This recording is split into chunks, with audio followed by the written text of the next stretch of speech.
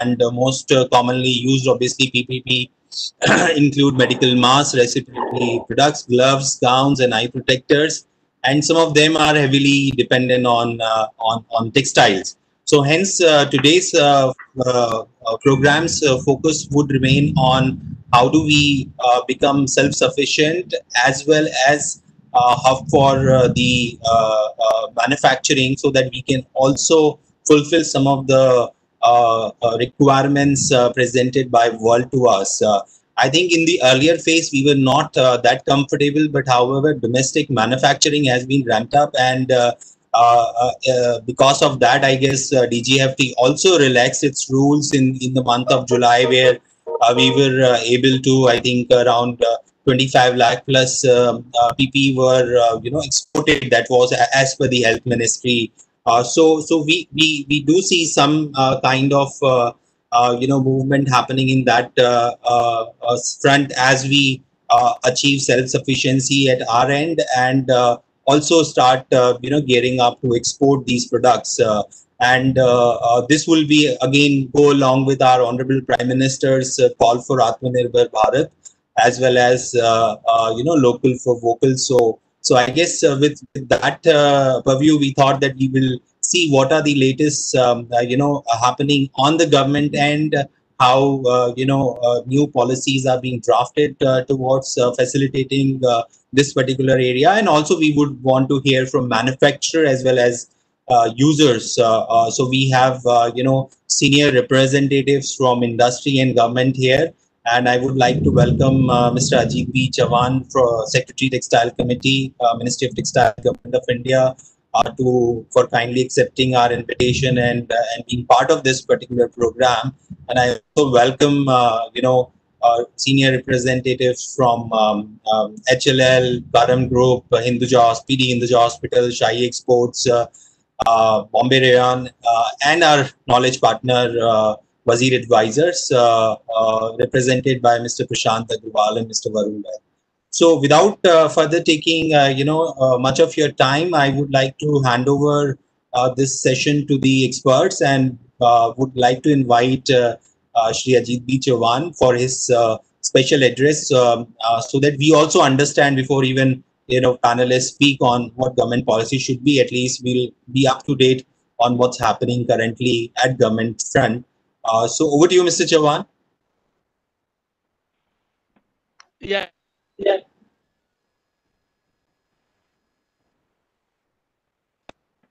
Thank you, Mr. Mukhi.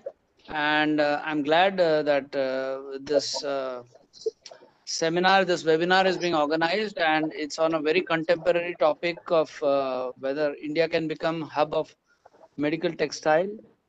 I think it is with specific focus on healthcare and hygiene products. So it's a very timely initiative. Lots have been happening. We are all aware. We've all witnessed it. You have, in the introductory remarks, asked me to speak on policy. Policy is, on a lighter note, policy is a very dicey thing to speak on, especially when you're not in the ministry. So don't, I am like one of you guys. I also run a business in the government.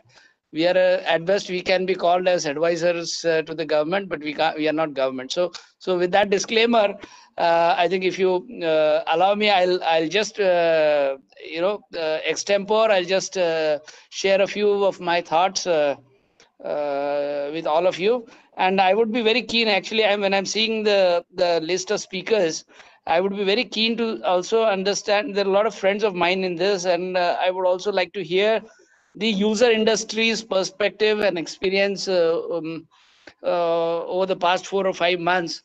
So that to that extent, I would really be looking forward to Mr. Joy Chakrabarty's views on how they have coped with it and how they found the whole scenario panning out. So, friends, let me begin. Fortunately, I was one of the early, entrant in this business, in the sense that when COVID started spreading indiscriminately, or when it was beginning, the government had set up a control room in the Ministry of Textiles, and simultaneously we as part of the arms of the government were asked to also set up control room and start facilitating the industry. That I'm sure that was probably on March of 24th. That was a time when I think the Indian production of PPEs, meaning thereby body coveralls, was near, I won't say zero, it was near zero. It was insignificant. Through a lot of efforts, the Ministry of Textiles, the Ministry of Health, HLL, and so on and so forth had taken a lot of efforts to ensure that the country is well prepared to contain the spread of the COVID. And we moved in a short span of around 60 days straight. We moved from being an insignificant player of body coveralls to almost second largest manufacturer of PPEs. And if my stats are not wrong, we reached a daily capacity of 5 lakh coveralls not very long after the first initial experiment starting March of 24th of March 2020. So a lot has happened over time due to efforts of the Ministry of Textiles and due to the magnanimity and the business opportunities offered by patronage from government, in the sense that HLL started buying for the government as one-stop shop for all PPEs. So as a result of which, a lot of people came forward. A lot of people in the garment sector who otherwise had the capacity of stitching and other paraphernalia came forward, because that was also a business opportunity to earn some decent money. And as a result, a lot of things happened. But over a period of time, we realized that yes, there are certain issues relating to quality which are required to be taken care of. And I believe a lot has happened since. And today, I'm quite sure that the industry is adequately sensitized that this is not a garment, this is a medical device, and that we need to look at it as medical device. So by medical device, what I mean to say is, well, quality is foremost. ये नहीं कि आपने दर्जी है ये लाया क्या कहते हैं उसको कपड़ा लाया और सिल दिया. Since I have the dual advantage of working in the ministry, in the office of the Textile Commissioner, as also in the Textiles Committee, where we have our labs, I have seen at very close quarters how our products are failing at very crucial points, which I think the industry should be aware. So when we started the facility for testing the body coveralls in our Mumbai lab and subsequently in Bangalore and Ludhiana labs, we did find that there is a lot of scope for improvement in the quality of the product. So and we don't find fault with the industry for that, because for the simple reason that some of the this was a new initiative. A lot of learning happened over time. A lot of policy interventions and policy corrections also happened over time in terms of how do you procure, how do you inspect the merchandise before buying. So now HLL, who's the principal, I think they've bought more than 1.2 crore. I'm sure we have Mr. Raj Shekhar who would also tell what has happened about the body coveralls in the recent past. But I think the patronage by the government insofar as buying 1.2 or more than that number of body coveralls has given an immense experience for us. And now I think the country is ready for export. And to quote the Honorable Minister's view, that she was very fixated about the quality. Chinese, our competitors in China, tried to cash on the opportunity and have burned their fingers. There's a lot of ill will about the quality of the Chinese products, and therefore there was a reason to be more cautious in terms of allowing exports. And that is the reason why government of India probably took a little longer than normally as a business people we would expect the government to move, but that was out of the overwhelming sense that we should not end up exporting substandard product and getting a bad name for the country, especially when we are competing with China and we're trying to get the Chinese share. So well, can we emerge as a major player? I think we can. We already have some market leaders in the field of respirators who are whose product is very much valued across the globe. We also have big players coming in the production of body coveralls, and I think there is sufficient wherewithals, there is sufficient knowledge today in India and about what is required to be done to ensure that we get exports. And now the policy is also supportive in the sense that DGFT in their last notification has virtually freed up the whole of the sector, except barring a few. I think it is goggles and gloves probably where there is some quantitative ceiling. And so I think there is level playing field for the industry. There are not too many hindrances. We as Textiles Committee also mapped the requirements of the industry in terms of quality conformance, and we've set up our laboratory in Mumbai is in a position to check and give quality assurance and conformity as regards N95 or surgical masks or the body coveralls. We are also in touch with the notified body who's wanting us to notified body of Europe, who's wanting us to put up adequate facilities so that even samples from the EU can come for testing in India. So the time would not be long before you have European samples coming for testing in the country. Why I'm telling you this is basically, we are a little defensive all the time. Some of it based on our experience, some of it based on our perceptions. I think we can, and we will prove it in a short time that India can, insofar as quality confirm, giving that quality assurance. India's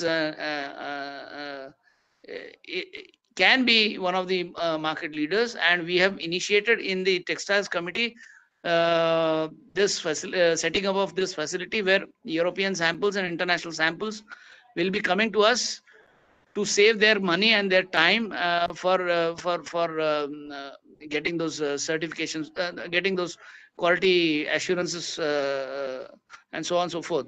So there are some nuances insofar as exporting the products is concerned to the major markets. Every market has its own requirements.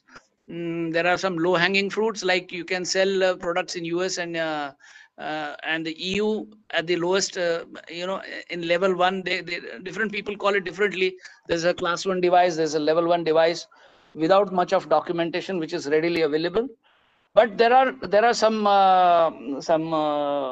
serious players. There are some serious products like class 2 and above requiring a lot of documentation, a lot of actual testing of the samples. When you talk about the American market, it is 510K dossiers are required.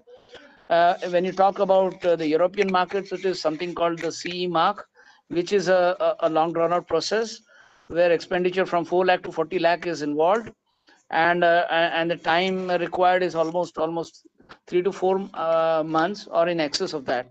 So well, there are processes there. The developed world, before paying, requires you to give them sufficient qualitative confidence that you are in a position, and I think we have the potential. I think we have the capacity. I have no doubt that we can emerge as a major player in this line, and there is, fortunately or unfortunately, there's a lot of demand for this product. So I am as a industry analyst, I think this is a great time for all of us to come together and really pitch in for that top slot in the international arena. And for the viewers of this webinar, I'd like to assure you that we as Textiles Committee are are available all the time for you guys, for anything that you require, or any policy support that you think government needs to come out with. We can be your ears, and we can also be your advocates. So please feel free to voice your thoughts. And at the end of this webinar, probably, I'm sure, Mr. Mukhi, you guys would come out with a roadmap. We would love to have it and pilot it as your ambassadors with the government. I'm sure you'll write directly to the governments, but as technical advisors also, we would be very willing to take this forward to the concerned authorities. With these few words, I once again thank you all for listening patiently. I hope I was not too fast. I hope I was not too extempore. I was actually extempore on this, but I hope it. I have tried to put a perspective to this topic. Over to you, Deepak Mukhi ji.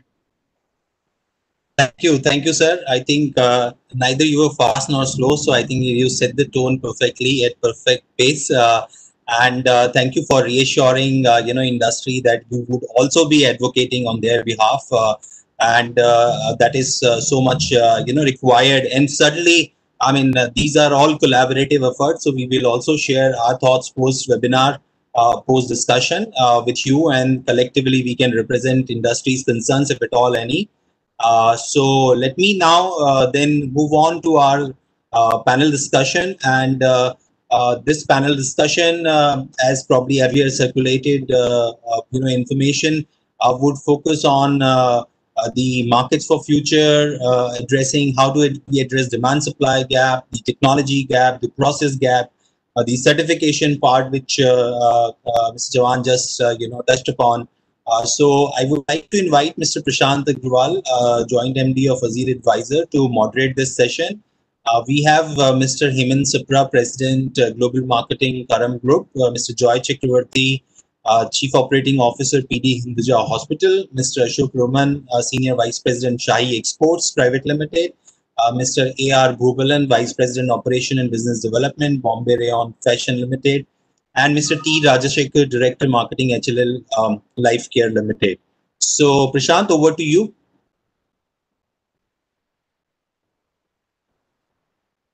The topic is really, before starting the discussion, I would say, can India become the hub of medical textiles? So, I think we are already committed for it.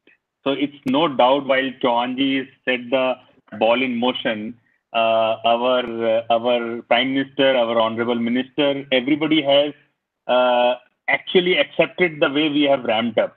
So I think the topic, the theme is absolutely apt, and we have no doubt that we can become. But definitely there are challenges in the process, and we have to really focus on that and overcome that to become what we deserve. That's what I can say. And actually, to start with, I would say medical textile is almost a $174 billion industry, and medical textile, only medical garments, is around 34 billion global industry. And you would say that mask that we are talking about, where we are saying Indian consumption has fallen in last few months. Mask is around $9 billion industry. Gloves is 6.2 billion. And you have gowns and coveralls, which is almost $2 billion industry. So it's a big industry from global perspective. It has not come during COVID times only. While India, a lot of players, some players do existed, but a lot of players have started during these times, and they have started as a new business, as a challenge, as a responsibility to provide to the people who are working to fight COVID the right kind of products. So they have actually come up to the challenge. That's a good thing which has happened for us in India, and which is commended at all levels by everyone. With this, I would say the only issue comes is this industry, like the way a lot of people have moved from fashion industry to this industry has specific requirements. And there are specific compliance, certification, and the consistency requirement, because the people who are using it are directly involved at the hospital level, and the lives of the people are involved, whether it's doctors, healthcare workers, or the frontline workers. So the requirements in this industry are much more stringent than what some of the people who have come from fashion industry do face, and they understand it clearly well. So it's not that they don't understand; they understand it clearly well. So once we have understood, I think now is the time whether whether the whole team of textile committee being there, textile ministry being there, the people who have come into this industry, the hospital, the whole chain are trying to work towards overcoming and ensuring that not only we provide the best products to the people in India, but globally, world is looking towards us when they wanted to move beyond China, that India is the player with the right kind of capabilities being available should become one of the hub. And actually, countries are promoting globally that India should come up as a hub, as an alternate to China. And I would say that it is a challenge that all of us have taken. And that's why we are debating about it, that how do we actually become what we deserve. So with this, I think we have panelists from wide variety in terms of from who are manufacturers, who have been the new manufacturers who have been there for long, and the people from hospital industry who are the users of it. That's what Chauhanji said. So I would say, let me start the whole panel with Mr. Joy Chakravarti from PD Hinduja Hospital to hear his views, and then we'll go to the manufacturer's view, how we will moderate this. We will hear everybody's view for 5, 7, 10 minutes, whatever they want to give. And then I have my questions, because I have some questions which I want to have answers, clear answers by the end of the this all webinar, so that we can whatever inputs need to be given further at the ministry and industry level can be given post this, and action can be taken on the same.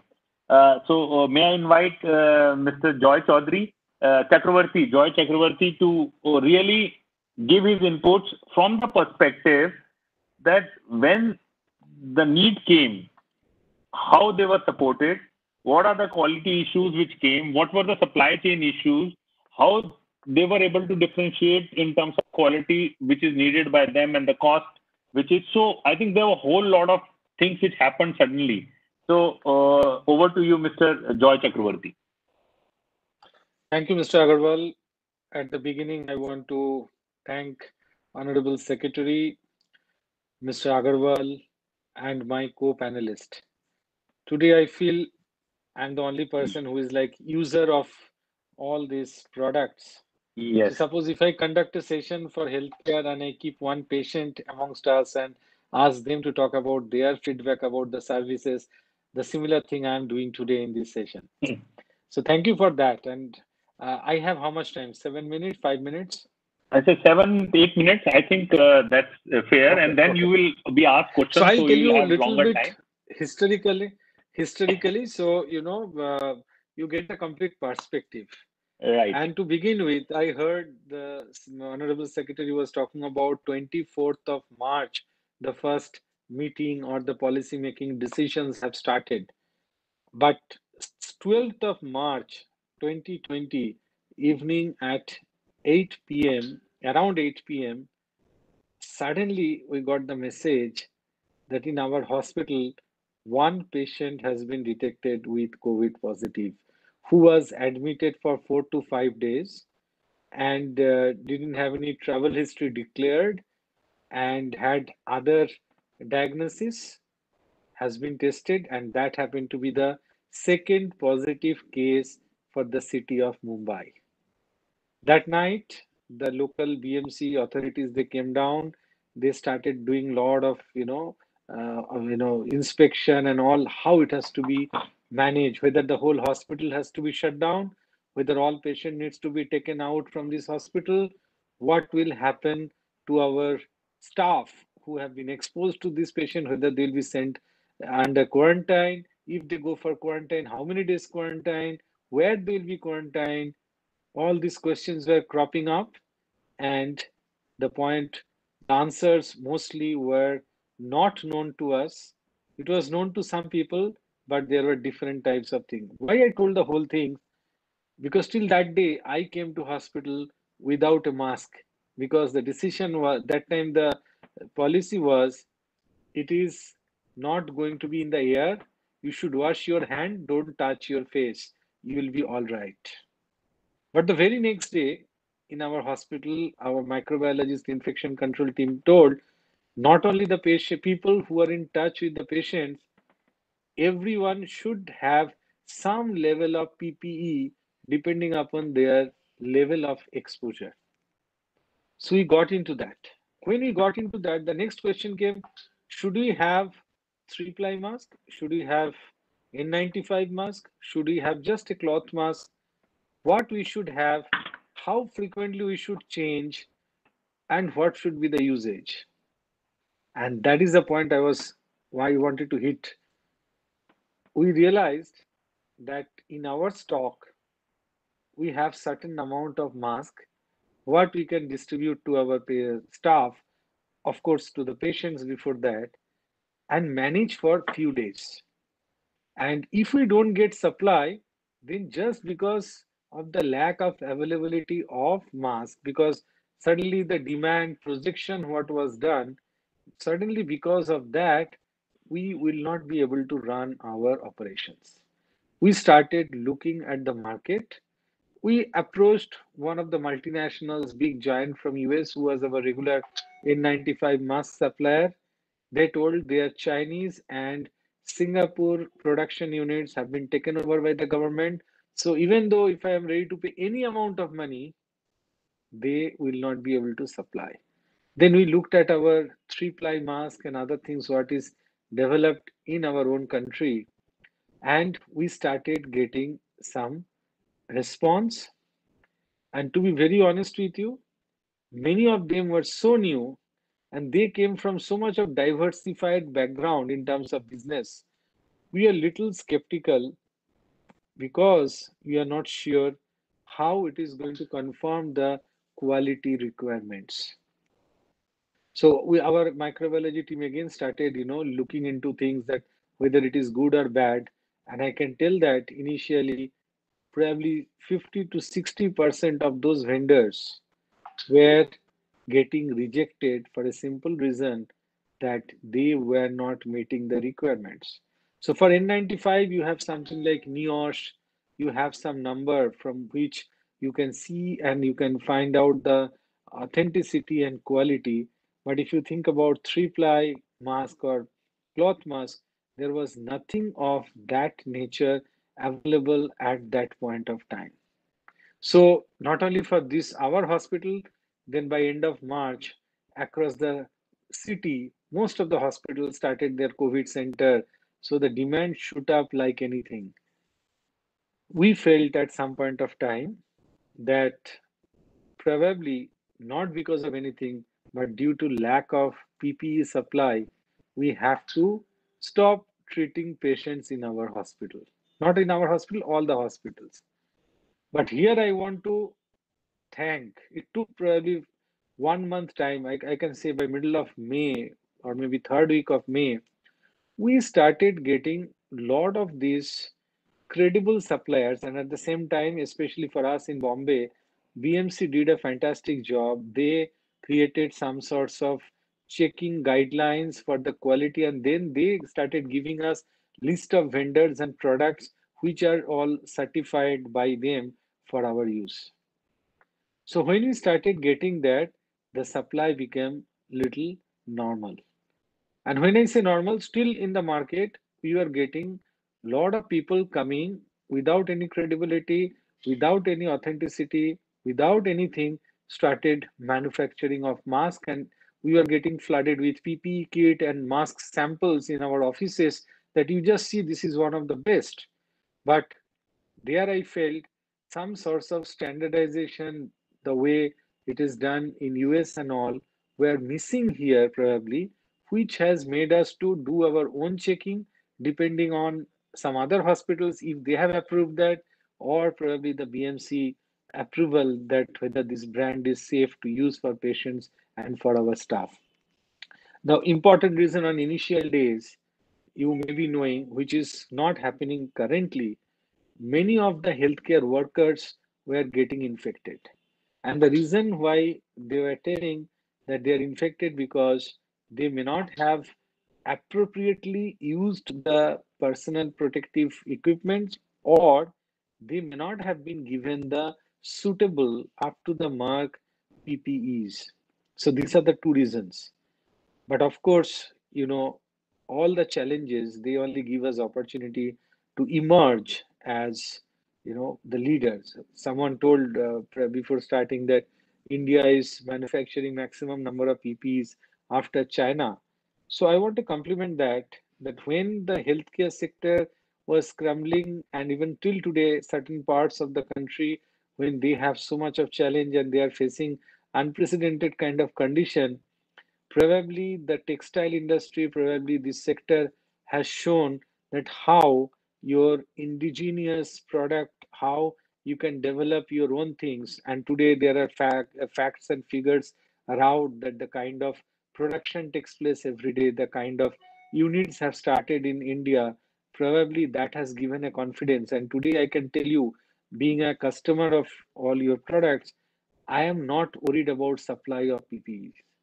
Now, I'm a little bit worried about the cost of PPEs because that has remained mostly non-regulated, not governed by anybody. So I can tell you, I buy mask, N95 mask from 40 rupees to 150 rupees. Anybody, like depending upon quality, they can quote any amount they want. In my hospital today, I have 300 rupees PPE which is approved to 900 rupees PPE which we purchased before. Right now we don't buy that. So there is a wide deviation in the price. So that is something what we will be looking for, that the sector, if they can bring some sorts of parity. But I can tell you, the initial fear of not having, the second fear of lack of quality, all those have now gone out of our mind. Though the numbers, we have crossed 44 lakhs of positive patients, our death rates remain less, but in actual figure, cross 76,000, and we don't know where you are going to end. Now we are standing in the second rank across the globe, but I can tell you with confidence the kind of steadiness, uh, the kind of uh, expertise, the kind of efficiency has been shown by this sector to meet our requirement. It is really very nice to see.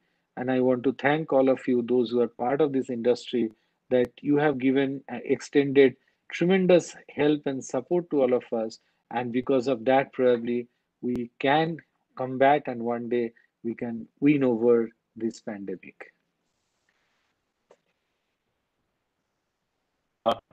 Thanks, Mr. Joy Chakravarti.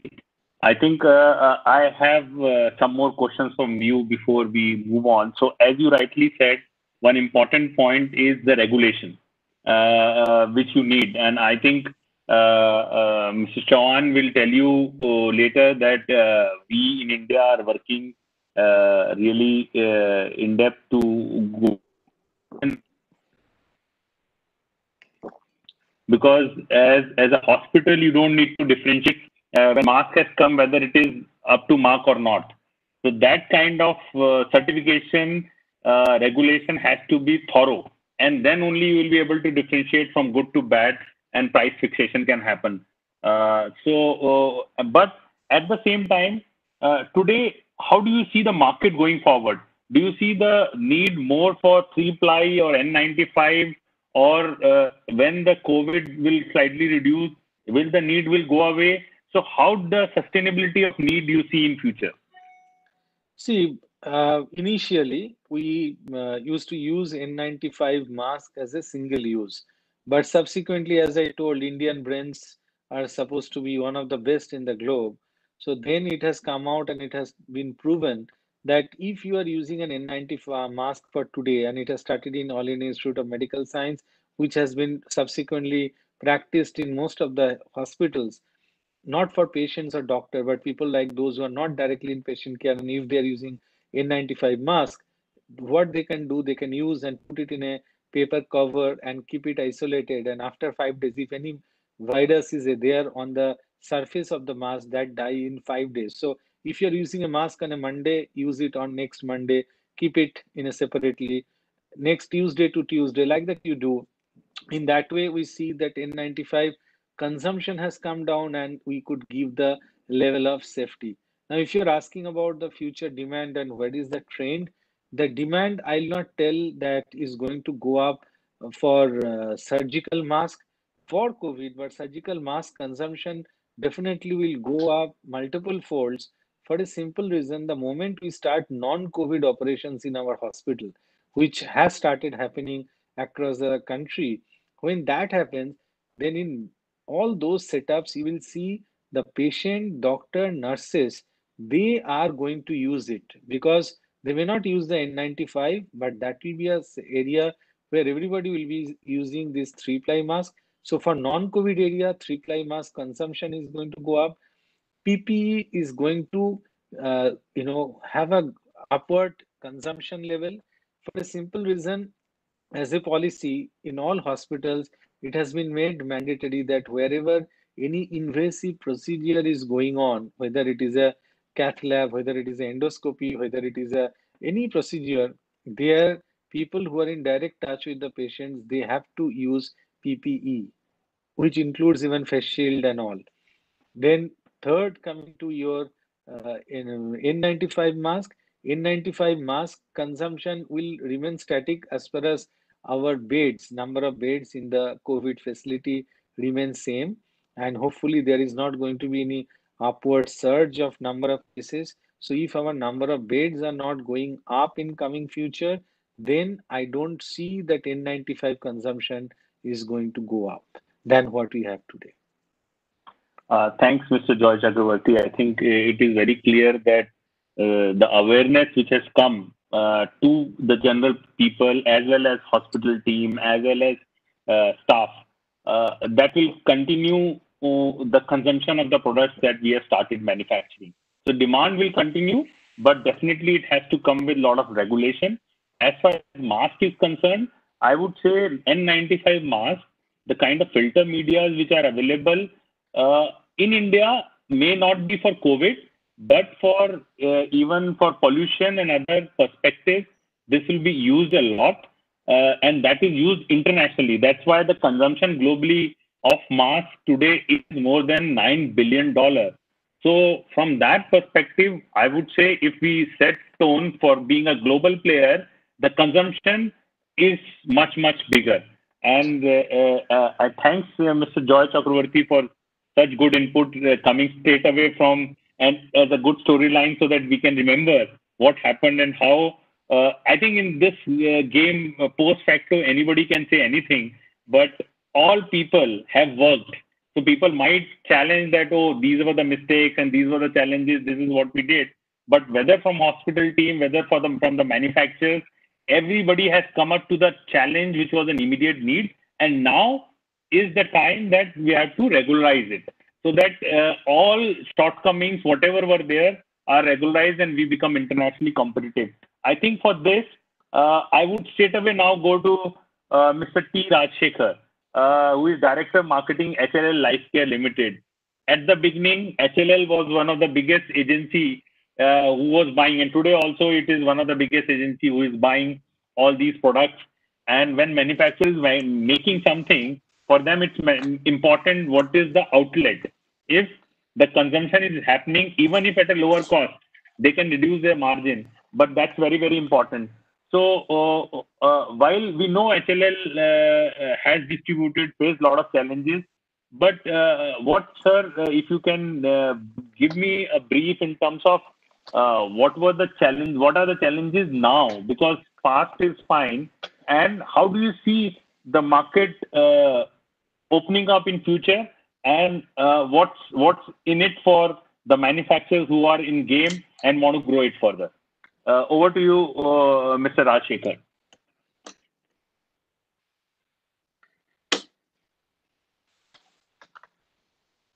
Yes, you're on mute. Yeah. Good evening to all of you. Thank you for the opportunity extended to us. So the topic was like, can India be a hub for medical textiles? If you just want me, wanted to put the question directly to me, I can with great confidence tell you yes, because I have seen right from January to till date the transformation that India has gone in tackling this COVID-19 issue. We started from the beginning in January, February, and March, where that it was a very long period. January we have imported actually like the imported ones of like 3Ms or this DuPont were the only suppliers for this coveralls. From that stage, if you see, look back, in March we had 7 manufacturers who were registered under CITRA for this blood penetration test, and by April we had almost more than 100 companies who had cleared the CITRA blood penetration test, and today there will be, I am sure that more than 1,000 companies will be there. And we had procured almost around more than 2 crore coveralls as on date, and more than 4 crore N95 masks. Like, when you compare from March to till date, the capacity in India has gone up many-fold, like probably from a zero level in March and to this crores of capacity that is brought in. There is noise.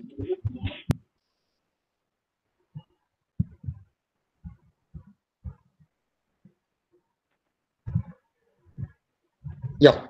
So, yeah, please.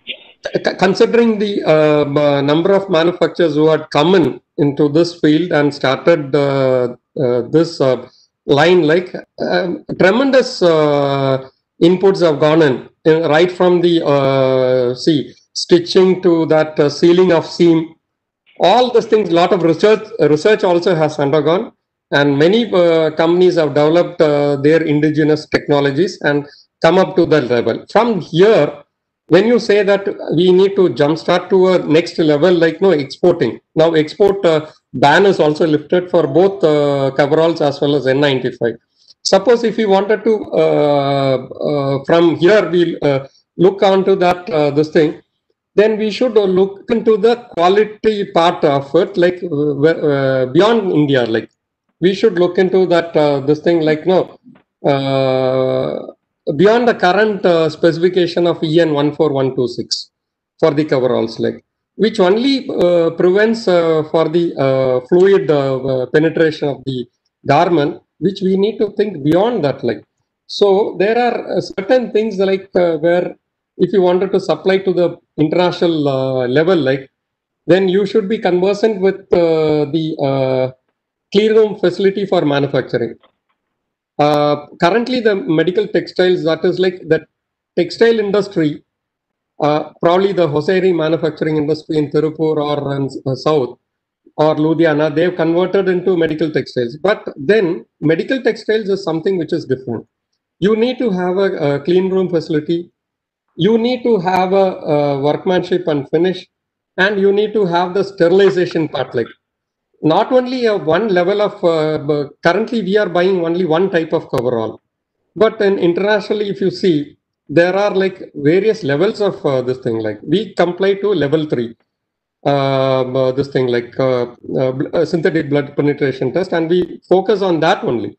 But we going forward, we need to focus on the bioprotective coveralls, which means probably like if I can say that ISO 46441 class 9, something like we need to look into that international standards to look into that, so that various different levels of coveralls can be manufactured and sold, because it is not the only one aspect what we are procuring currently can be looked, because like in US there are a lot of types of coveralls, like non-COVID areas, COVID areas. In COVID areas also, like in COVID general ward and COVID ICUs are there. Like, so you require different levels of coveralls that can be manufactured and supplied. Like Also, like we need to look into the viral resistance also, which is governed by, I think it is ISO 16604. Like, so there, like, no, you need to have little bit of an R&D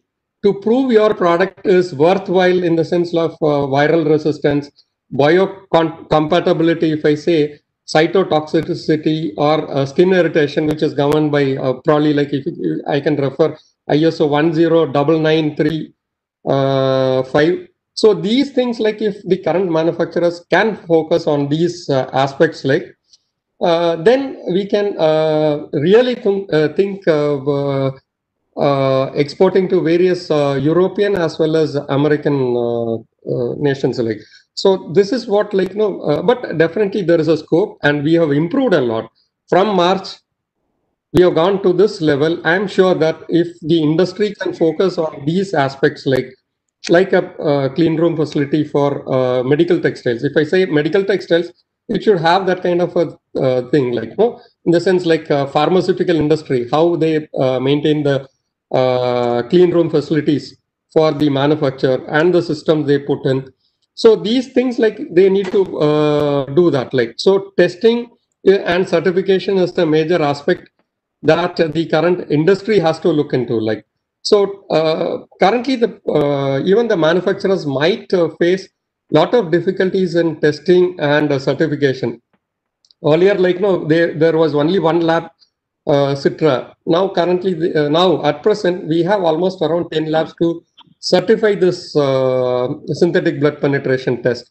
And also, like, Textile Committee as well as NITRA has come out with even the breathability factor also can be tested. Like, so because the one major challenge that we face with the current thing is that breathability is something which is major concern from the medical fraternity. They feel that the current fabric that is used in India to manufacture the coverall is not breathable.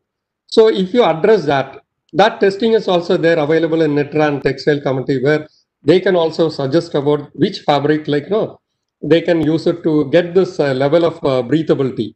Those things are to be brought in, and focus has to be given for these aspects beyond synthetic blood penetration. So if you give breathability, then about the cytotoxicity, skin irritation, all these things are taken care. That kind of a product, when we manufacture such kind of a product, there are few manufacturers who have ventured into that. Like, we have a big market, like, because India is regarded as a most credible partner by any foreign countries. Like, if we can bring in all these features in our coveralls, or for that matter in N95, we will be the most preferred partner by any foreign countries. And coming back to the N95, we had only 2-3 companies in the beginning. Now we have almost 30 companies manufacturing N95 mask, with valve as well as without valve also. The factor that is, like, even today, we have huge orders from US. They prefer Indian manufactured N95 mask, because they feel that we are a credible partner in terms of the price as well as and the quality. Because Indian companies are most trusted, preferred, and a loyal partner when compared to other countries. Like, so N95, government also has lifted the export ban. Now the companies can really focus on overseas market. Like, this is a good opportunity. Probably that medical textiles can pitch in for a greater role in reviving the economy of the nation by focusing on certain aspects of further R&D in-house R&D in our country, following a lot of ISO standards which are given already, like laid down standards. If they focus, immense opportunities this industry has got, both in terms of coveralls, N95 mask, as well as surgical mask. Surgical mask also, like India has lifted the export ban. So there is an immense opportunity where beyond India, the manufacturers can look into. With this, I conclude my session. Thank you so much once again. Mr. Rajshekhar, I have some questions from you. While you have clearly understood the requirement because you received all kinds of products, and over a period of time, a lot of interactions happened with certifying agencies and factories. But what do you think is, because you are getting requirements from all over India, right? So Yeah. what do you see as the demand scenarios in terms of production volume in current situation? See, HLL procured on behalf of Government of India. So Yeah. Government of India funded for, initially there was a scarcity when states could not gear up. So Government of India pitched in to meet the demand. So that is how, like, we have been mandated to procure around 2 crores of coveralls or PPE kits, and another 2.7 crore. That means like a 4.7 crores of N95 mask. So this is the total procurement we have done. Now it is up to the state. Now hand-holding is over. So now it is up to the states to procure further. Like, so government So of India, states are procuring directly or coming back to you also for procurement? currently, like, because we are engaged with the Government of India, we have not gone back to the states because our hands are full in procuring for the Government of India. Now probably like by October, the Government of India procurement will be over. Right. Then we can support the states also, but state governments are currently floating their own tenders and they are procuring. So if you see the demand, it will be like around 2 crores you require every 2-3 months. The requirement will be around 2 crore for the entire nation. Like, so you can extrapolate like that. That will be the total demand that will be prevailing in this country. So with this, like, no, India is also a major hub, as well as like the manufacturers should look outside India also. Right. No, I completely agree. And all the big manufacturers who are invested are looking for outside, but the way a lot of governments internationally, like US and all, they are stockpiling for 3 years. So I think that's not the plan of the government here. They will procure as and when required, right? Yes. Currently, they are procuring. All the state governments are procuring. Our procurement is also going on. It is not completed. Probably by October we'll complete. So till that time it will go on. Like, and earlier, like Mr. Joy Chakravarti was mentioning about the prices. See, prices have come 1/3 of what we were buying earlier, and it has come down because during lockdown, the mobilization of manpower is very difficult. Transportation was difficult. Now lockdown is over. Now free movement of goods are happening. So the cost will come down. So cost is not a factor at all. And India is one country where you cannot get any other better rates from any country across the globe. Like, I would definitely vouch for that because India, you get one of the best possible rates. Like, rate wise, you can never match Indian market or Indian manufacturers. And what we could see is also like the cost is coming down. Yeah, but Rajshekhar ji, the point which Mr. Joy Chakravarti raised was that because there is so much of variation in the price point today also, so you are able to get a mask at 30 rupees to 150 rupees. So for as a buyer, sometimes they are not able to differentiate buy a 30 rupees or a 40 rupees, which the supplier claims is a very good quality and it is consistent quality. So that's why I think one of the biggest point which Mr. Joy Chakravarti raised was that how a regulation has to be there in such a way that as a consumer, he buys at a most competitive rate and not bothered about the quality. I think this is what he was hinting after all what he explained as a story. So I think the certifying agency, the regulation, and the buying agency all have to work together, that we differentiate between the best and the people who are consistent vis-a-vis those who are in the market just for short gains or short-term gains. So if I can just I think I'll come back to you. Yeah, please. If I can just ask till one point Sure. to Mr. Rajshekhar. Yeah, sure. That before COVID, we used to buy 3M N95 mask between 40 to 45 rupees. Today, I don't get any mask, N95 mask, which is meeting the criteria below 70 rupees, 75 rupees. So if you can get me some mask at 40 rupees, which is meeting criteria, I'll be more than happy and I'll withdraw my words. Uh, uh, no, I'll tell you one thing. It is like BIS certification is now introduced. So it is like BIS certified FFP2 mask. I'm not going into brand 3M and other things like 3M. I'll tell you like 3M. It is imported. So the problem is that after this COVID in March, the entire import into the country has been curtailed and it was diverted to the parent nation, where 3M is from. So that is where there was a scarcity. Even DuPont for that matter, Tychem 6000 we were procuring for a coverall, which was totally dried up. Now today there are more than 40-50 companies. I'll tell you with a great this thing like assurance of quality and other things. BIS are certified are almost 12 companies. My hunch feeling is that you will get the product at 20 rupees without valve. If you float it and it is there in the gem. I'm referring the gem. Gem it is quoted at 21 rupees. So you can buy it from gem. Good FFP2 mask certified by BIS at 20 rupees. So this is what it has transformed. Actually, we have undergone a big transformation where only 3 companies were there in India for manufacturing N95. Today, N95, now we call it as FFP2.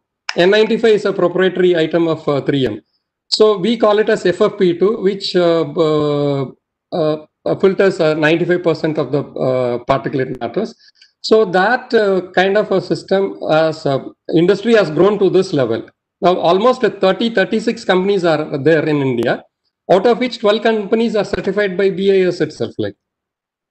And probably we have already floated a tender for N95 under GEM, which is maturing on 15th September. Probably I'll give you the good news about the most competitive rate. Probably on 15th. So I would not get into the debate, Rajshekharji, on this, because when you talk about rate of 21 rupees, there are a lot of nitty-gritties, because those who get a BIS certification, so every mask does not get a BIS certification, right? So you get a BIS certification, and after that, are you able to maintain the consistency? That becomes very, very important, and there are issues being faced. That's why even the factories get certified, and then you get CE certification. So it's a whole lot of process, and if you go through all the costs involved in all the process, I think bringing down the cost to the level that we are talking about, it seems a little difficult. But so I think instead of trying to bring down the cost, we have to focus more in terms of what Mr. Joyce Chakravarti was saying, that can we have the regulation to ensure he gets the quality he needs, not at 21, maybe at 50 itself, instead of paying 100. But he will be ready to pay price if the quality is good. I think with this, I will because there will be a lot of questions, let me move to Mr. Hemant Sapra, who is the President Global Marketing, Karam Group, who has been into this business for long. They are not the company who has just started during COVID times. So he will be able to throw a lot of light in terms of the opportunity as well as the bottlenecks which are there, so that how India can move in the direction. Definitely there will be support needed from hospitals, the procurement and everything. Hemantji, can you please? Thank you, Prashant. It's been a very interesting conversation from the user's perspective, from the sourcing perspective. I am from the manufacturing background, so we have been producing PPE. The word has become very common today. We have been into this field for 25 years now.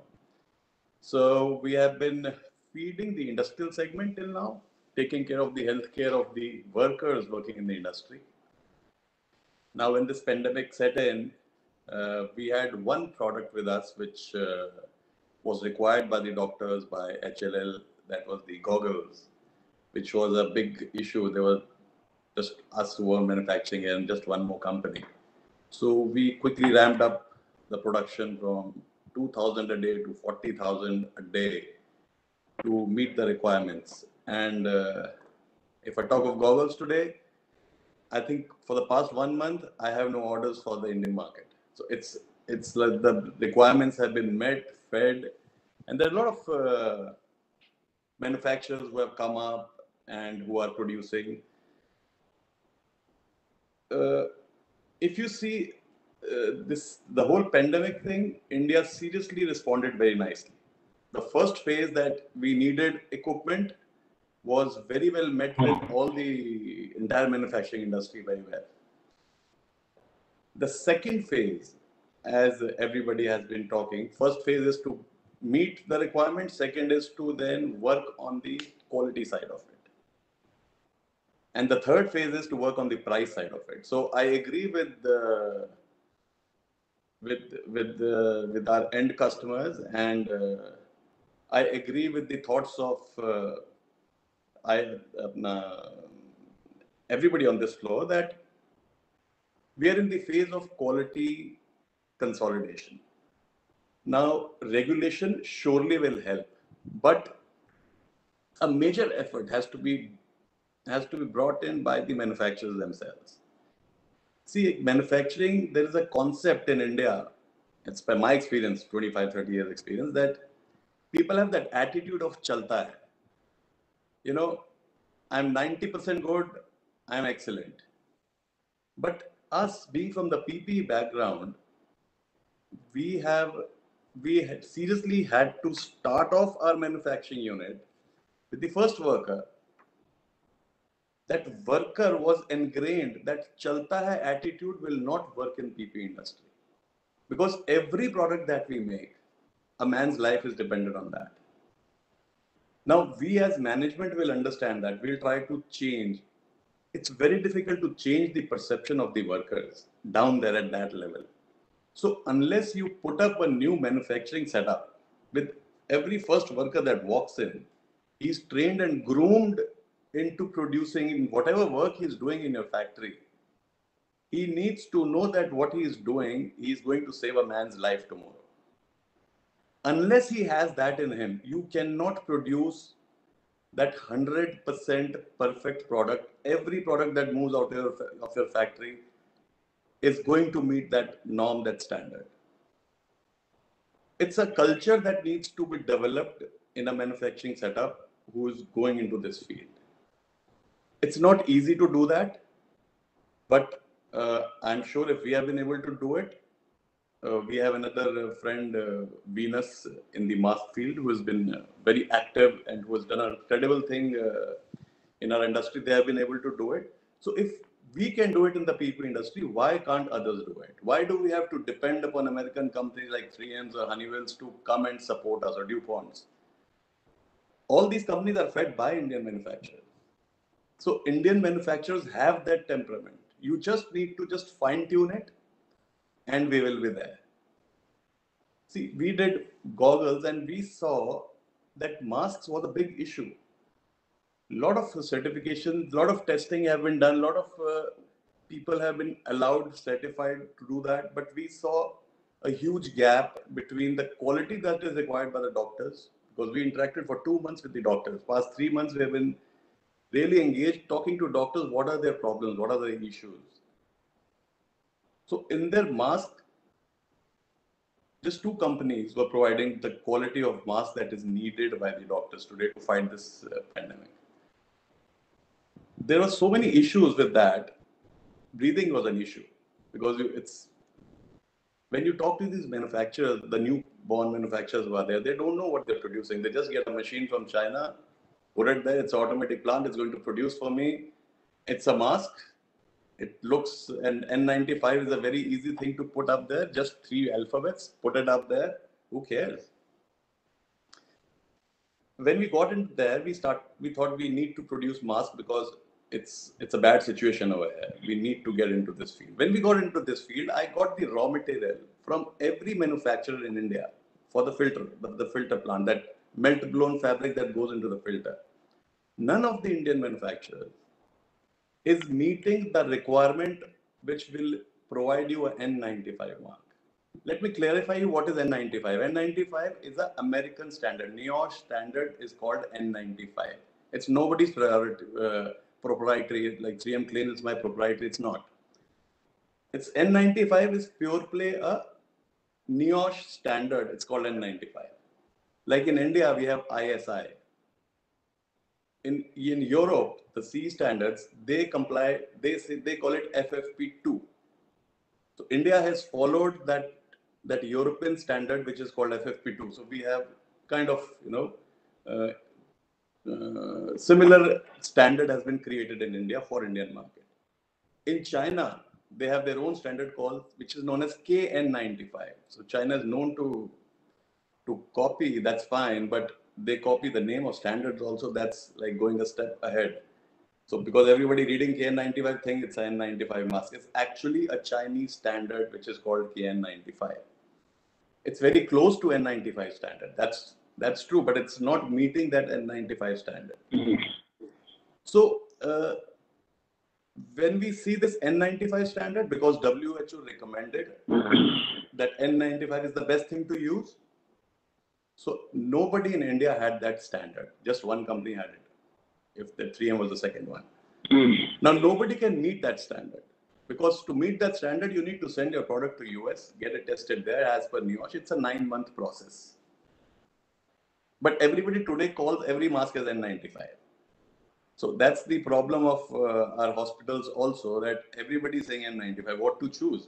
Where do you go? So BIS has done a good job. The I certificate, the BIS standards are out. They have already issued 18 certificates till last month. 18 of the companies are certified now.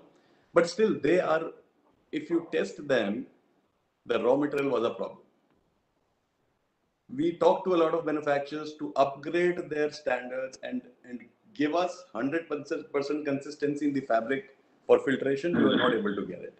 So finally, we got a plant in which got installed yesterday, and now we're going to produce that filtration material that is required, which will pass N95 as well as FFP2, to start manufacturing it in India. And I'm sure we are going to support the entire industry in India with that filtration fabric that is required, which will meet the standards, not only national but international also.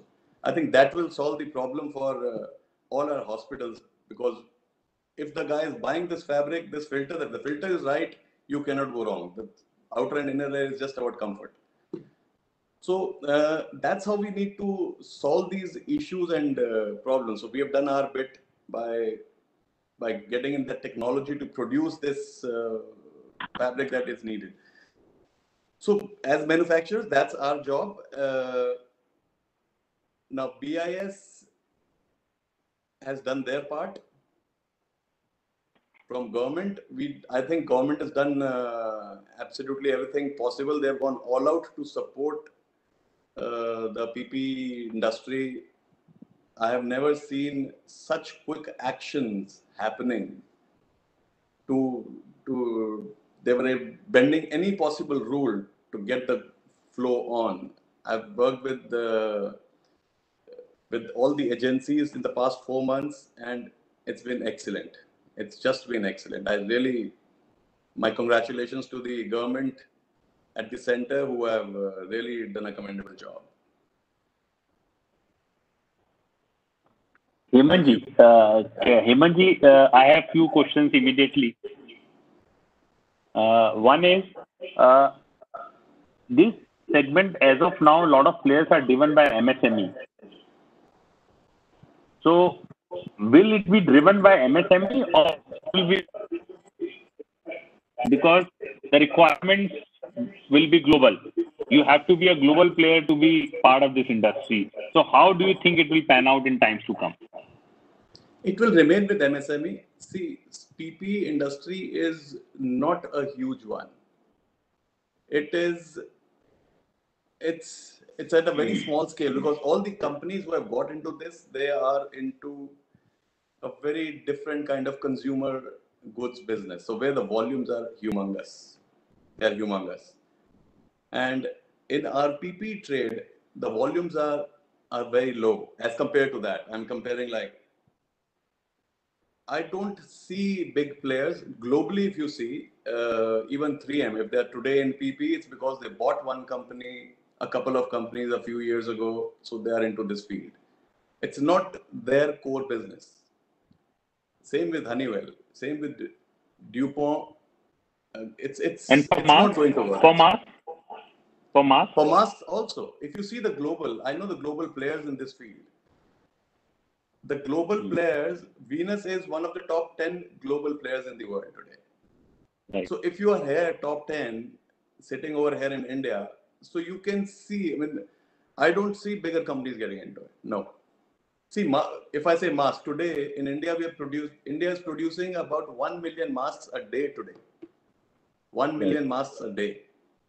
Right. Out of that, about 500 to 600,000 masks are being produced as per BIS standards. We alone are producing 100,000 masks a day now. We just started last month. So I know people, there are 250 applications lying with BIS today who have applied for BIS license, 250. So if 250 of them get that license, or even if they don't, every one of them is producing a plant will give you at least 10,000 a day. So we have a capacity of 250 into 10,000 a day per day. That's the installed capacity that they have in India today. And we don't need all those many masks in India right now. So the government has done the right thing. Do you think, Sapraji, anything missing in our journey to be a global hub?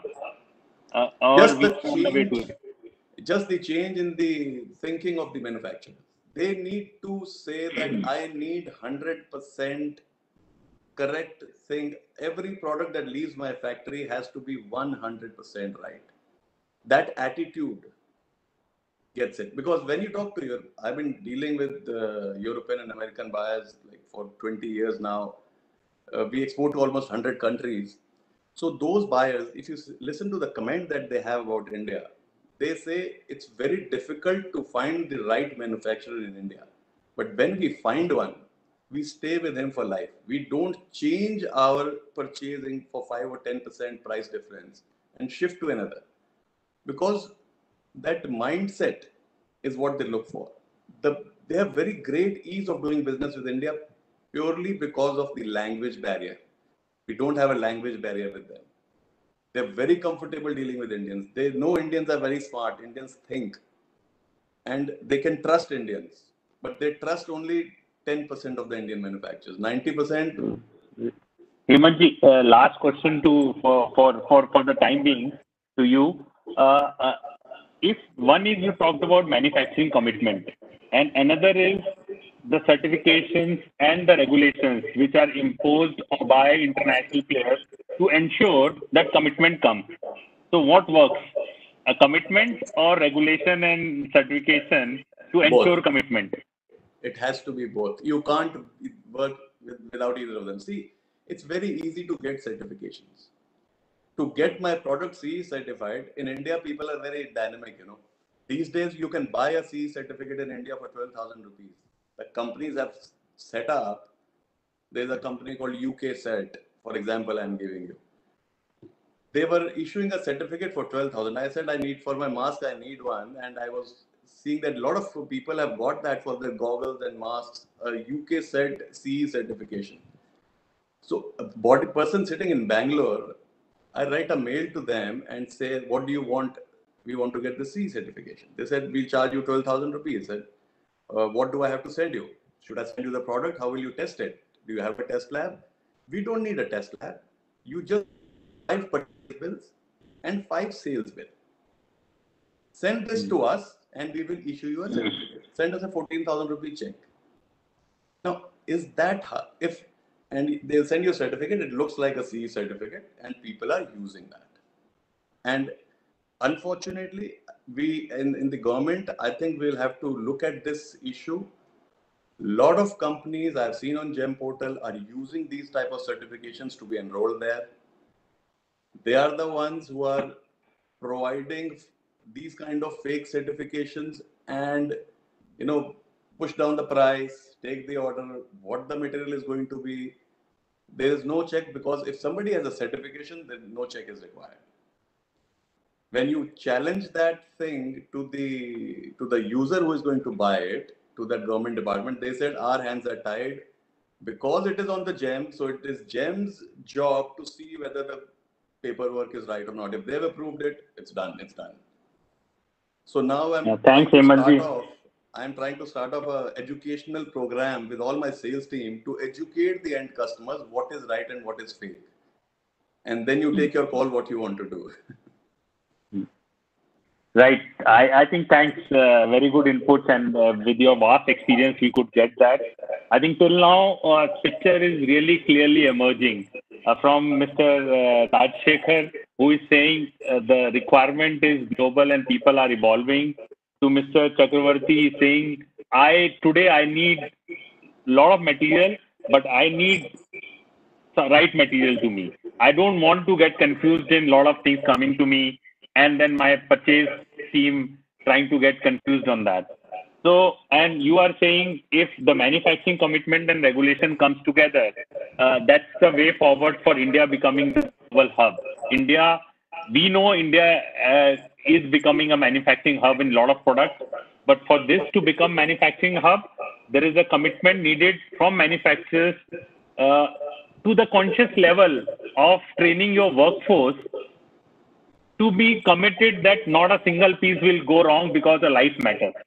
I think this is the theme with which we have to work in this industry. Then only we can become a true global hub. With this, let me come to Mr. Ashok Raman, Senior Vice President, Shahi Exports. And Shahi is one of the biggest biggest Indian exporter of garments in India. They employ 1.25 lakh people. And so they are a $1 billion company. With this, they have also entered into this business. What has been their experience and what is the way forward for them? Let us hear from Mr. Raman, and then I'll have follow-up questions. Mr. Raman, please. Thank you, Prashant. Thank you, Secretary, Government of India. Thank you, HLL, and thanks everyone for giving to express what we learned. I completely agree with Mr. Hemant and Mr. Rajshekhar on the way how we have evolved over the last 4 months in the manufacturing of a PPE. I can keep myself, short and precise. Because the first point, what I emphasize that, India does not have the raw material, first of all, and the understanding of what a PPE is. A PPE is a completely different ballgame compared to textiles. It's a different league altogether. It is not a textile product, first of all. So people have to have clarity that, you're not trying to manufacture a textile garment. You're trying to manufacture a medical garment. So, which means the mindset of the worker completely different than any regular textile product. Let me give you an example. See, for example, for the quality of this product, first of all, why you see to Mr. Joy Chakravarti that you see so many products at 300 rupees to 900 rupees. You see that variation because the raw materials are so different. A Citra can pass even an laminated fabric, which is at the lower end of the spectrum, which would also pass your blood synthetic, and to the end user of a product which is completely breathable, which is at a very different level of processing and need. So, there is a huge difference between the way how a raw material is bought and manufactured. That is point number one. Point number two, the critical part in this whole PPE manufacturing is the machinery and infrastructure that people have. See, there are multiple methods of doing a PPE. Because PPE is nothing but, you're stitching it with a very fine needle and a very fine filament thread. You have to have a complete understanding to say how this particular product works. So if you're able to have that understanding, what is the kind of a thread, what is the text, what is the needle is making a puncture in the fabric, which means that you have to close the puncture with a seal. So there are multiple methods of closing the seal. I would like to be brief because, he said that every operator is very important because the seal is closed with a very specialized machine where an operator takes close to 3 to 4 years to specialize that particular operation so that there is no leakage. You're talking of 3 months. No, it takes an operator minimum to 3 years to precisely understand how to close the needle and what skill set he needs to make an accurate PPE. That's the kind of, and people need to have those machinery infrastructure. Unfortunately, India, we had the infrastructure because we make some outerwear and and rainwear product, and very specialized people have invested in those machines for different purposes, which got used into PPE because it's the same machine which they use for PPE. So, and there's a lot of technical compatibility which people actually don't know. Now, in terms of compatibility with the fabric, I will just precisely mention how that machine works, just to understand how difficult it is. The machine works at a 360-degree temperature at heat. The nozzle works at 240-degree temperature. The machine speed runs at 10 to 12 meters a minute, on which the operator should be able to build a curved seam without a leakage. So China and other countries have built this kind of an expertise over years. When you say that you really want to export, if you want to export, you have to make an error-free product, for which you need to invest on people training, and training is the key. Unless or until your operators are not trained for close to at least 4 to 5 months, no way you will be able to make a perfect garment, which you can proudly say that this is free. So, my only suggestion to this panel is that, a lot of newcomers want to get into PPE, but it's a very different ball game, for which I think that, as a government should put up a kind of a website or a Google Drive to teach them what are the processes, what are the steps. You want to go for an FDA validation, it's going to take 3 months. You want to go for a CE validation, what are the process, what are the steps? Before doing that, people should only enter into the segment if you really have a focus. This is not that, you can make money overnight. It is not. It is really a difficult product for which you have to put a focused, complete attention and time. If you do not have it, don't do it, because you are going to risk somebody's life by dealing with this protection. So I would end it as an extempo there, and if you have any questions, I'm more than happy to answer. Yeah, thanks, Ramanji. And I would say, seeing the future, what is Shahi's proposition? Are you there in this business on a long term, the way you have shown commitment in fashion business? Do you plan to expand accordingly? Because you have understood the nuances. What's your plan, sir? No, like Hemant Sapra said, it's in a demand and supply. I think that it's a very, very temporary demand. See, we cannot set up an infrastructure. It has to be built at a volume which can sustain for long. For example, if India comes under an bio attack, I'm just giving you an example. India came under this other attack, like coronavirus. If it comes under, how many of us are prepared? How many prepared to man? That's what the world should think. Step that who have the capability, who has the infrastructure, how we should mitigate. It's all risk mitigation plan. Ask me a direct question whether Shahi is still under consideration, but it will take some time for us to conclude. We really want to be in this business, because if we have to do it, we have to do it correct. If you're not going to do it correct, we're not going to do it. Thanks, Amanji. I think you said it right. So if you have to do it on a long-term basis, from you who have just started it to Hemantji, who has been doing it for last 25 years, so you have a time frame of your learning for some 3-4 years before you say we are there. I think that's a spirit which one needs to have, because I still remember as Wazir, as consultant, we went to a lot of manufacturers who were putting up machines for PPE kit.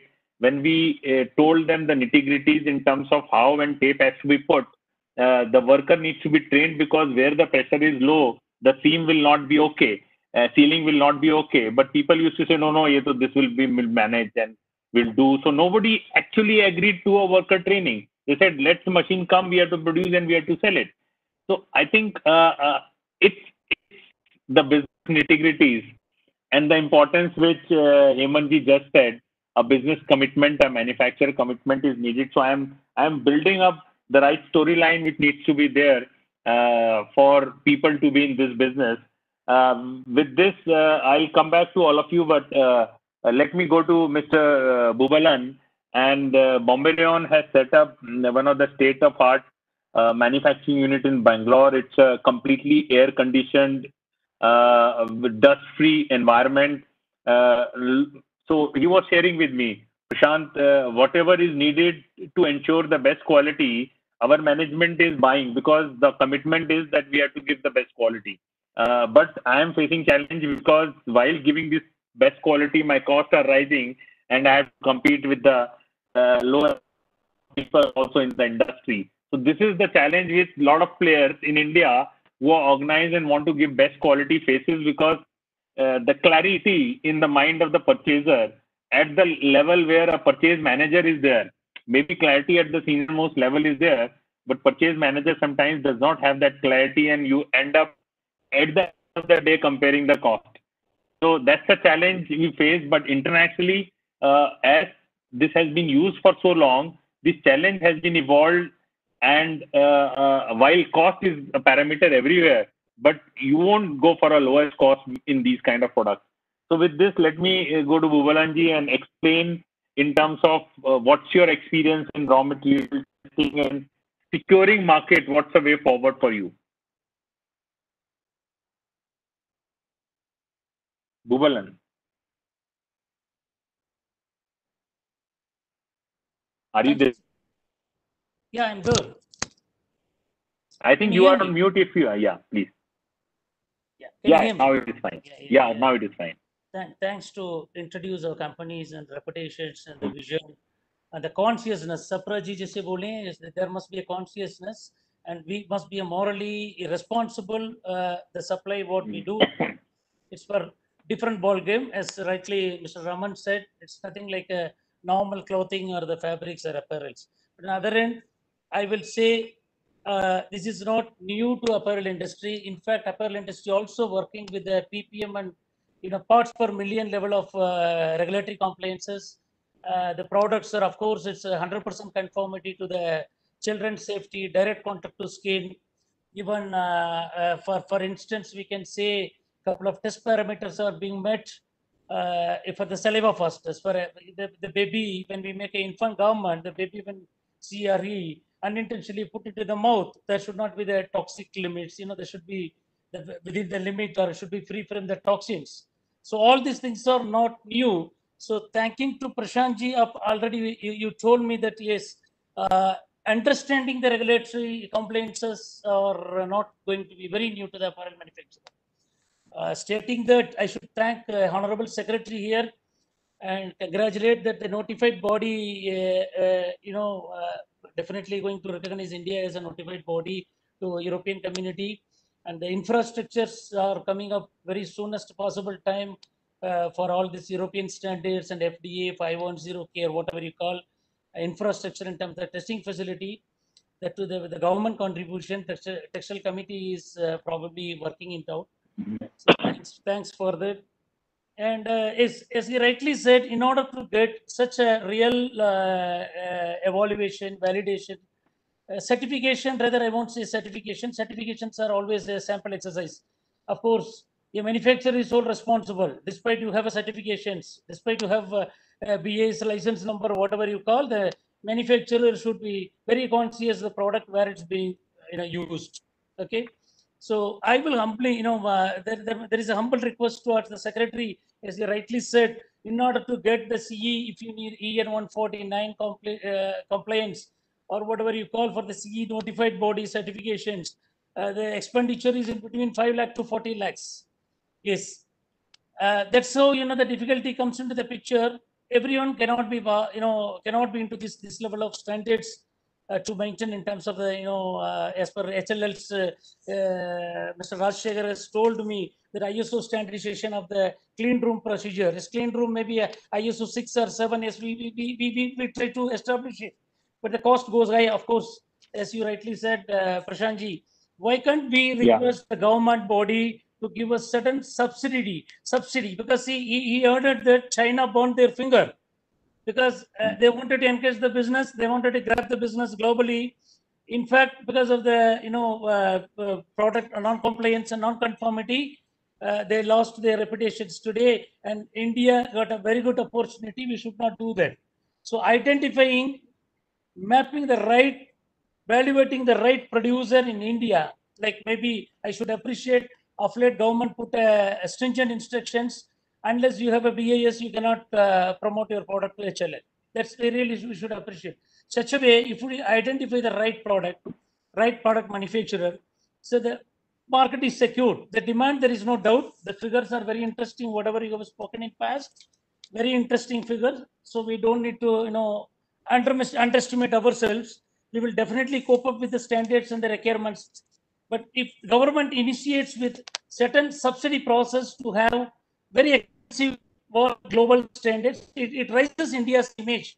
Instead of selling the inferior quality and lose the India's reputation, this could be this is my thought process. I don't know, maybe appeal to the Honorable Secretary. This can be, and definitely the question is this: can India be a global hub? Of course, we took as a challenge in the short span of time, within maybe the couple of months experience. Despite all the constraints, the technical know-how was not there, machinery installation, the technical, everything we have to learn and do it. The perfections is still to be fine-tuned. I agree with that. But of course, India can be a global hub. Even a couple of decades back, there was a big challenge that could India become a hub, and proven that today's IT, India is the hub. There is no doubt, right? That way, this medical textiles also, India can be a hub. That's the assurance and hope I wanted to exchange with my other panelists. And I wanted to refer Mr. Joy's thought. First of all, I'm really, sorry to understand the agony what they come across, because the first door is the hospitals and the medical segment. The docs are knocked for the COVID within no notice or without any forecast. And now the question is this demand is fulfilled. Now the question of the price and the cost is in the wide spectrum of 40 rupees to 150 in terms of N95. Sir, here the question has come: the right product, right manufacturer has to be identified. Then the spectrum, the wide range will come to narrow. There will be very negotiable margins can be seen across the producers, right? Even the PP cost also, he said 300 to 900 rupees. Why this deviation? As you rightly said, government should put certain local legislations, regulations in stringent manner. Definitely the selective right product, right manufacturer will be identified. When you benchmark the right product, definitely the spectrum of 40 to 150 will be very, very, very minimal, and it will come to narrow segment. Yes, and HLL's requirements like, cytotoxicity, like biocompatibilities, of course, it's more essential. Clean rooms, as you rightly said, is we to feel at least ISO 6 or 7 class has to be maintained in the environment where we make the coveralls or mask is. Then, yes, thank you for Sapraji to throw some light on the product identification, N95 or FFP2, whatever we call. If, of course, I wanted to add one more thing. N95 could be, it's N, it is a prefix identification or denoted as a non-resistant to the oil fumes. Of course, P as well, P95 is a partially resistant, and resistant is 95. These are more towards occupational health and safety.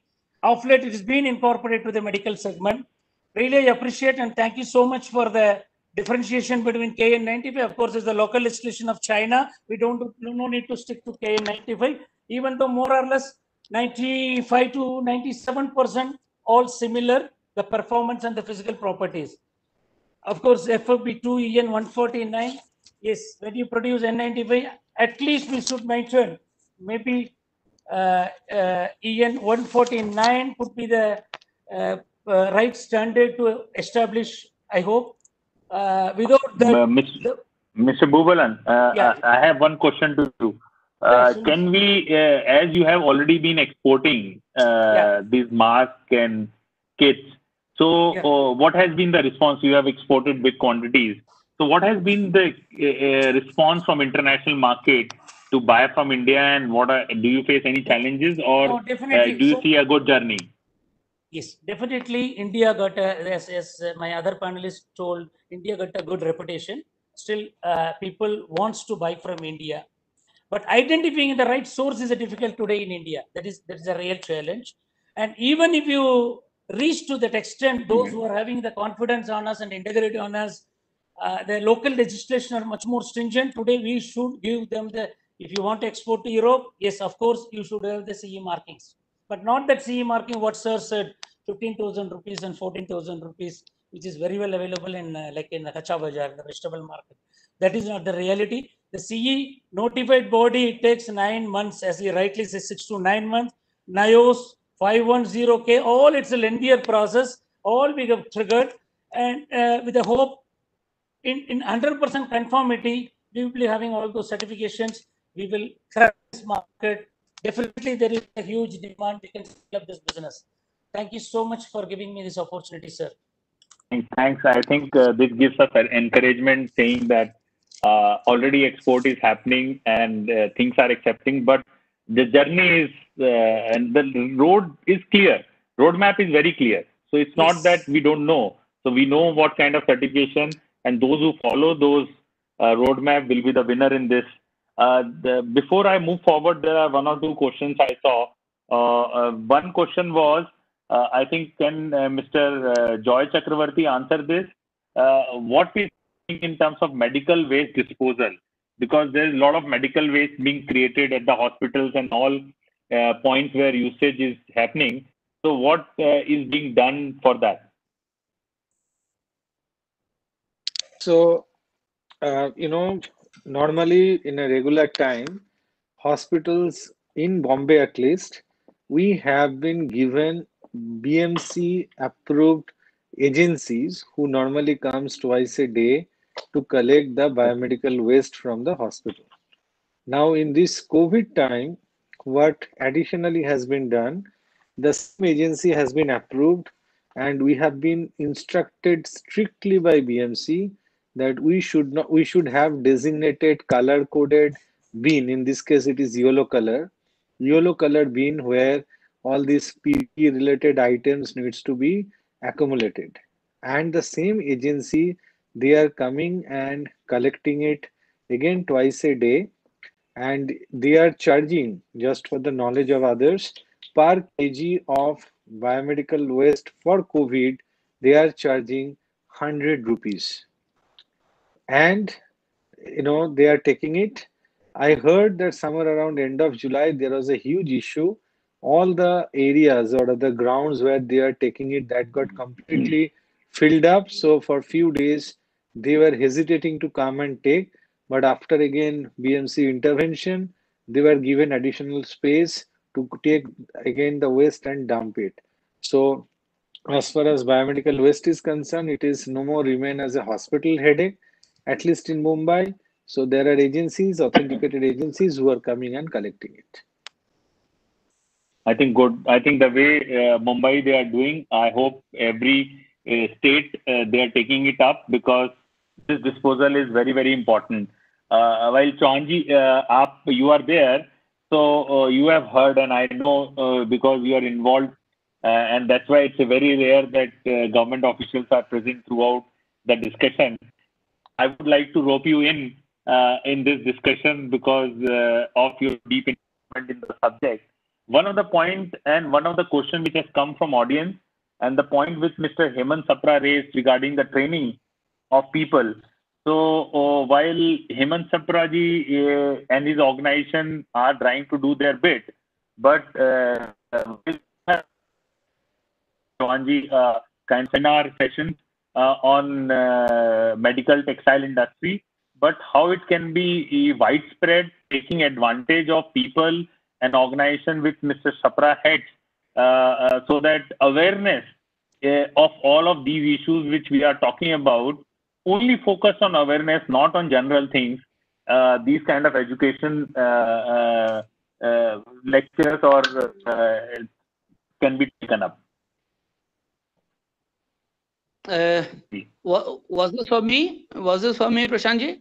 Yeah, sir. Because the audience question is that can government also take up this role of educating people in terms of how and what to be done in terms of quality, compliance, and everything, so that people become conscious of training and giving the right. So in this regard, sorry, I missed out the earlier part of your talk because this was a time when I received 3 calls. You know, with in the video conference when you are doing it on this on the mobile, the first casualty is the video conference voice. Right. So I missed out, but if I've understood it correctly, as part of our own mandate. What we did is we've done so far 2 free conferences, webinars, where we reached out to almost 500 to 600 people in the last month, telling them about the various regulatory requirements of various nations. Now we've added countries like, we've added a lot of countries, including Japan, to this list. So we can do some more of them. And we can tie up with people like you or FICCI or CII to get across to more number of people who are enrolled as members with you. So we are only a phone call away. I'm open to this idea. It's a good thing that Mr. Sapra ji kar rahe hain na isko, jo unhone bataya ki. Yeah, it's a wonderful thing. I mean, actually, this is kind of a work which is for the governments to do. But sir, you have gone mute.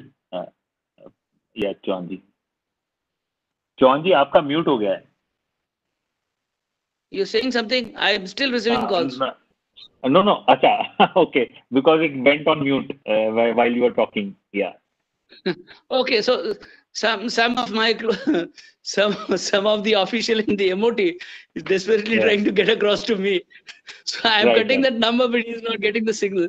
Anyways, so I'll quickly wrap up my part of it, that we are open to any such suggestion.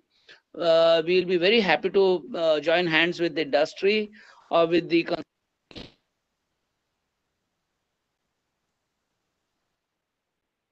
Fine. Thank you.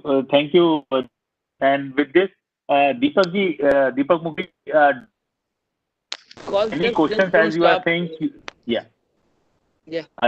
Calls, because it was stopping. Because when the call comes, your voice stops.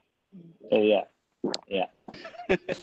Okay. So just to reiterate, we are very open to the idea of collaborating with whoever is a well-meaning person or an association to bring across that awareness amongst our industry about the quality issues that we've learned.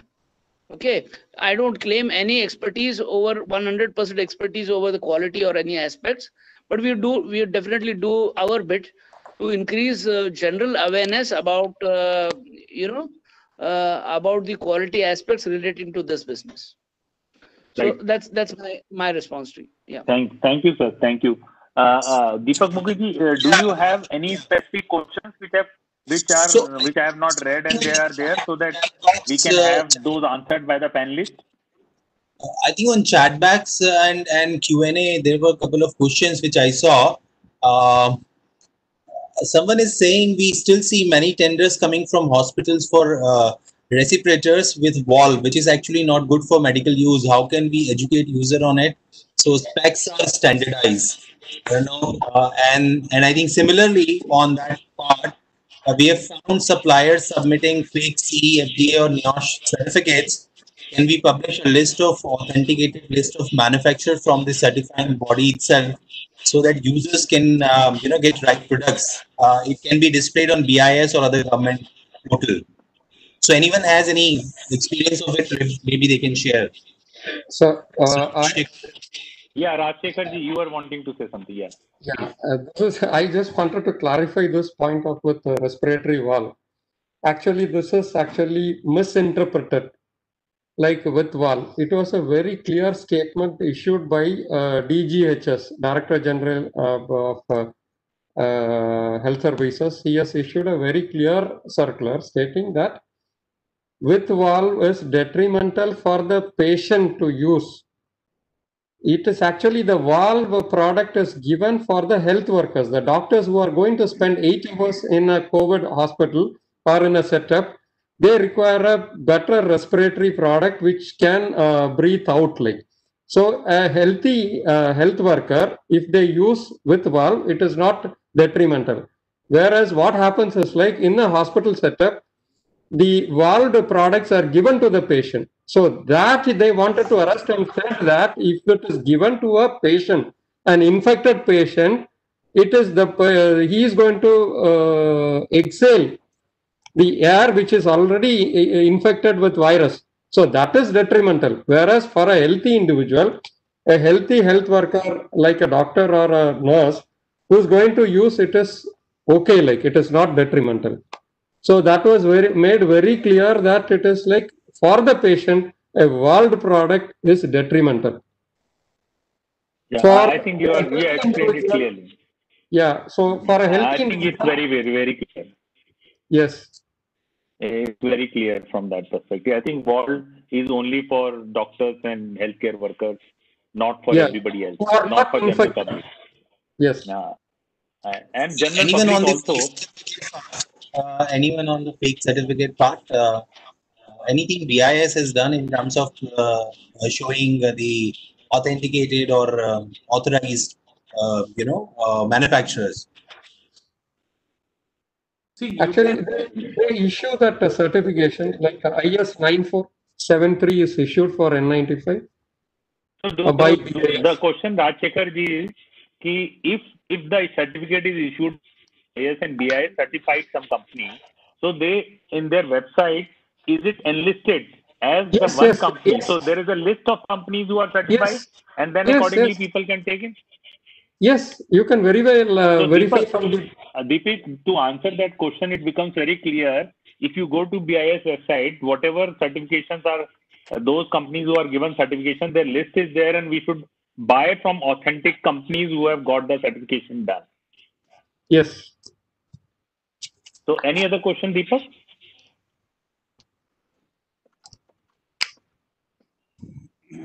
Hello. Okay. So I think see. Let me just say there are one or two in the chat box. So I think disposing you have already taken up.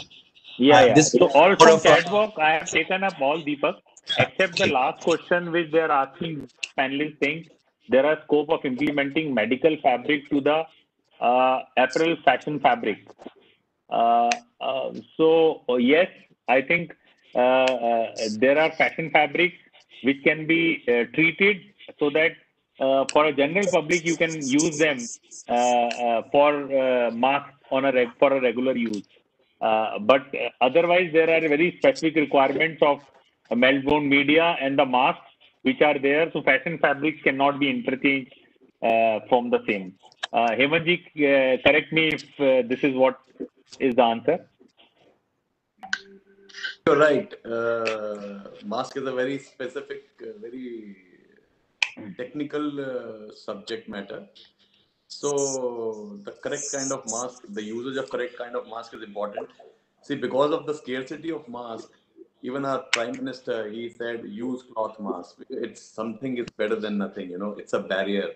Because the intent was that the correct N95 or the FFP2 mask should go to the doctors and the healthcare. And production was low. So that was the best way to handle the whole situation. But today, since the production is now humongous in India, I recommend that everybody should use only these FFP2, which are ISI marked, or the N95, which are really truly N95 marked for their safety also. That's what my recommendation is. Use it without wall. You never know you are asymptomatic. So do not use the wall so that you don't spread it further.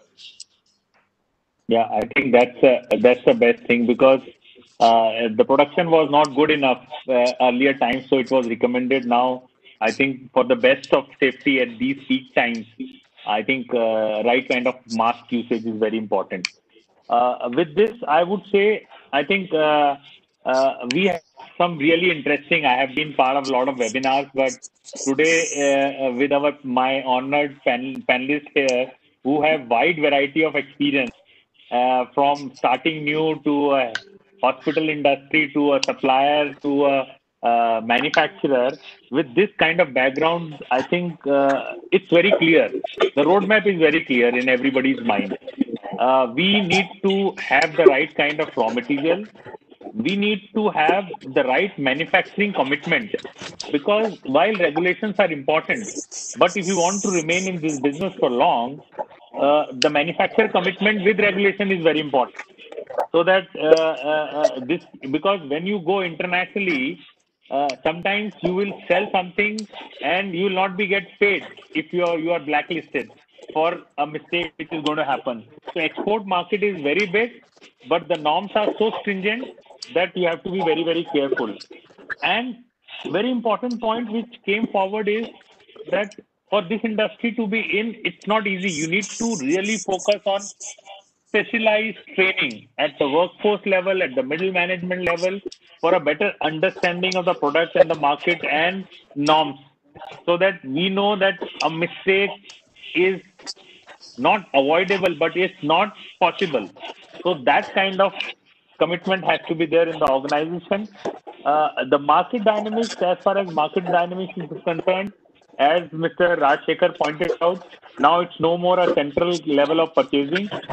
Central government purchase, the state level will have a separate purchase, hospitals will purchase separately, and the exports will be separate. So the huge gamut of markets are there, and we have to be updated to see that which we need to target.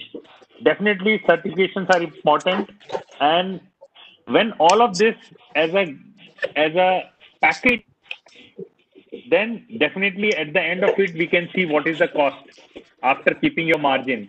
That's the right cost, not the cost with fake certifications, with embossment of N95 or KN95 without really having the consistency. Because as we understood from the raw material supply base, even if the certification exists, but consistency is the big issue. That you get certification, lab will approve it, but is every mask is able to get certified? I think all of it is well understood, and we know out of all the players present, there will be some players who will come out who will be globally competitive, and I think a little more awareness in terms of international market needs to be there.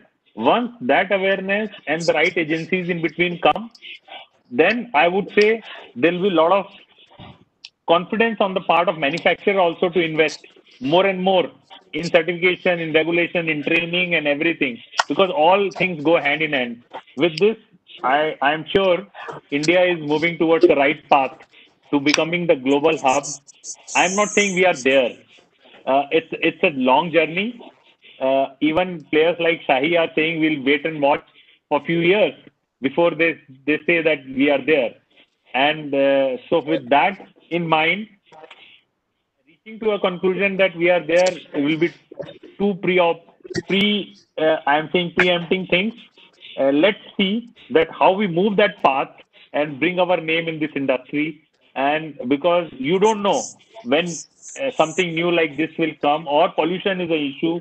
So medical textile will be there in different forms in times to come. With that, unless until if somebody has some specific question, I will thank Picky. I will thank Mr. Chauhan, who is very inspiration and is always an involved person, and all my panelists for giving really the input they have learned from their experience. With this, let me hand over to Deepak to see that we close the session. Yeah, thank you, Prashantji, for that excellent moderation. I think you raised a very apt and relevant points with all the speakers, which we thought could give us some food for thought, and also for preparing our report moving forward. And a big thank you, obviously, to Mr. Chauhan. Although you said that you consider yourself as a private sector person, but he'll still consider you as part of government of India. and collaborate with you on many occasions, because collaboration with government does make a huge difference. And last but not least, I mean, all our panelists and participants, they all have, given us really, really good points for discussion.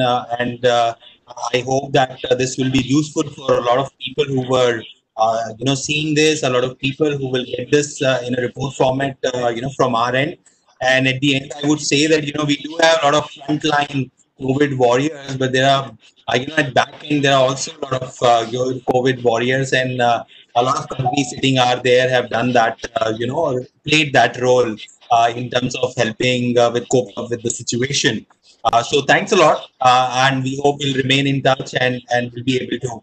And certainly the training part and anything, we have been doing this for healthcare people, and we'll be happy to collaborate with the textile committee and industry members to provide any kind of training programs which are need of the hour for the industry. So with that, thank you very much, and stay safe, stay healthy.